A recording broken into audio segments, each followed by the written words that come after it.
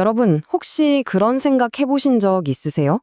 우리가 매일 쓰는 이 기술이 바로 지금 이 순간에도 우리도 모르게 우리의 생각, 심지어 미래까지 결정하고 있다면요? 자, 지금부터 인공지능 윤리의 가장 깊고 또 가장 어두운 질문 속으로 한번 들어가 보죠. 와, 유발 하라리의 이 질문 진짜 소름 돋지 않나요? 아니, 생각해 보세요. 의식도 없는데 우리 자신보다 우리를 더 잘하는 알고리즘이라니. 말이 되나요?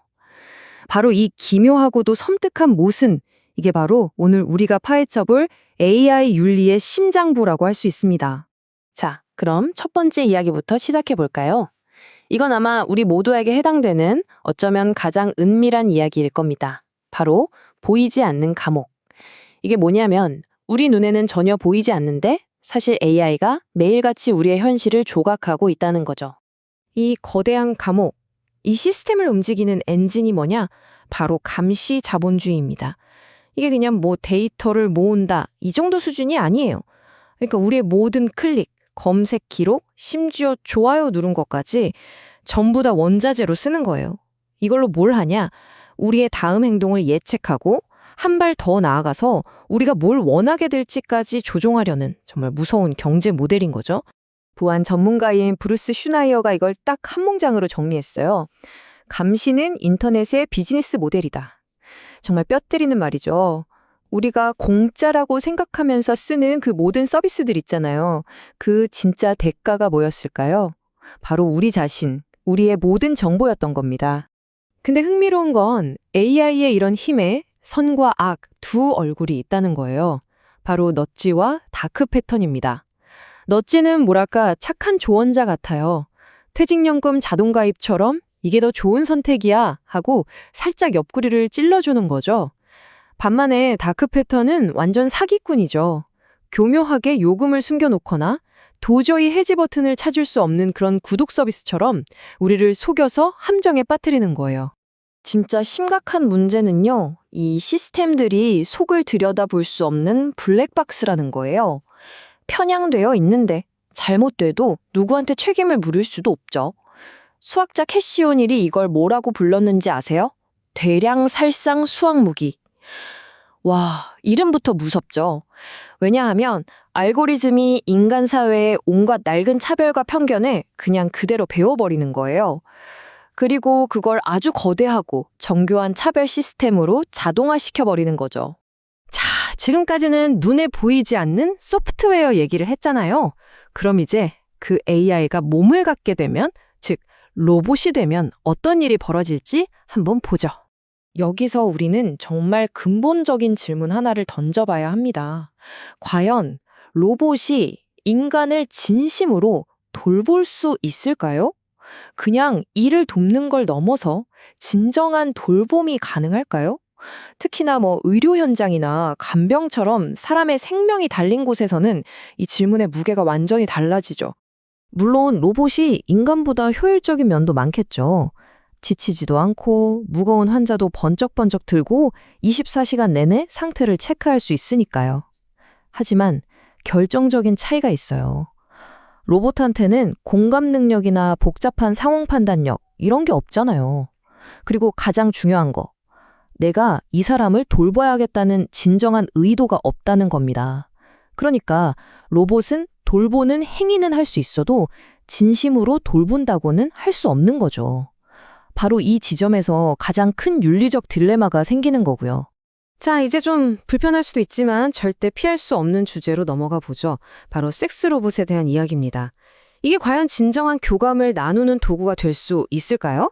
아니면 그냥 인간을 성적 대상으로만 보는 시각을 더 부추기는 걸까요? 동의라는 아주 근본적인 문제도 있고요. 심지어 이건 현대판 노예제나 성매매나 다를 게 뭐냐는 날카로운 비판까지 정말 복잡한 논쟁들이 얽혀 있습니다. 좋습니다. 이제 시야를 좀 더 넓혀보죠. 개인과 로봇의 관계를 넘어서 이 자율 시스템들이 사회 전체의 통제, 위험, 그리고 책임이라는 개념을 어떻게 송두리째 바꿔놓고 있는지 살펴보겠습니다. 자율주행차 얘기하면 다들 이거부터 떠올리시죠? 그 유명한 트롤리 딜레마. 사고를 피할 수 없을 때 차는 과연 누구를 쳐야 하는가? 이 질문이요. 그런데요. 만약에 이 질문 자체가 함정이라면 어떨까요? 어쩌면 이 유명한 딜레마가 우리가 진짜 봐야 할 훨씬 더 중요하고 본질적인 문제를 못 보게 만드는 교묘한 연막일지도 모른다는 겁니다. 진짜 윤리적인 질문은 그 찰나의 순간에 누구를 선택하느냐가 아니에요. 진짜 문제는 이런 것들이죠. 첫째, 이 새로운 위험을 사회 구성원들이 어떻게 나눠서 짊어질 것인가. 둘째, 만약 사고가 나면 대체 누가 책임져야 하죠? 운전자? 자동차 회사? 아니면 프로그래머? 예전에는 운전자 한 명에게 있던 책임이 이제는 뭐 기업, 정부, 알고리즘 같은 복잡한 그물망 속으로 그냥 흩어져 버리는 거예요. 핵심은 바로 이겁니다. 자, 이제 마지막 장입니다. 지금까지의 모든 논의를 뛰어넘어서 스케일을 확 켜보죠. AI와 인류 전체의 운명에 대한 가장 거대하고 어쩌면 가장 무서운 질문으로 가보겠습니다. 만약에 AI가 정말로 깨어난다면 어떻게 될까요? 컴퓨터 과학자 I.J. 굿이 예전에 이런 말을 남겼어요. 최초의 초지능 기계는 인류가 만들어야 할 마지막 발명품이다. 이게 무슨 뜻일까요? 이 말의 섬뜩한 속뜻은 그 기계가 탄생하는 순간 지능 폭발이 일어나서 인류의 시대가 끝나버릴 수도 있다는 겁니다. 우리가 흔히 말하는 기술적 특이점, 바로 그거죠. 그럼 지능 폭발이 대체 어떻게 일어나는 거냐? 시나리오는 이렇습니다. 첫 단계, 인간 수준의 AI가 딱 만들어져요. 그럼 이 AI는 자기 자신보다 더 똑똑한 AI를 설계할 수 있겠죠? 자, 그럼 그 2세대 AI는 3세대 AI를 만들고 3세대는 4세대를 만들고 이게 계속 반복되는 거예요. 스스로를 개선하고 또 개선하고 그러면서 지능이 정말 순식간에 기하급수적으로 폭발해버리는 겁니다. 인류는 뭐 따라잡는 건 고사하고 무슨 일이 벌어지는지 이해조차 못하게 되는 거죠. 자, 여기서 아주 중요한 개념이 하나 나옵니다. 우리 생각과는 좀 다를 수 있는데요. 바로 직교성 논제라는 겁니다. 이게 무슨 말이냐면 아주 간단해요. 지능과 목표는 완전히 별개라는 뜻입니다. 즉, 똑똑하다고 해서 착하다는 보장이 전혀 없다는 거죠. 어떤 존재가 신처럼 똑똑해도 그 목표가 인류를 돕는 것일지 아니면 그냥 돌멩이를 모으는 것일지 아무도 모른다는 겁니다. 목표는 지능과 아무 상관없이 제멋대로 정해질 수 있다는 거예요. 결국 우리는 이 두 가지 생각 중 하나를 선택해야 하는 상황에 놓인 겁니다. A 더 똑똑해지면 당연히 더 착해지겠지 하는 막연한 희망을 가질 것이냐, 아니면 아니 지능과 착한 건 아무 상관없어 라는 냉정한 현실을 직시할 것이냐.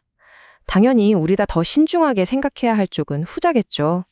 이 직교성 논제가 얼마나 무서운지는 아주 유명한 사고 실험 하나로 설명할 수 있습니다. 바로 페이퍼클립 공장 이야기인데요.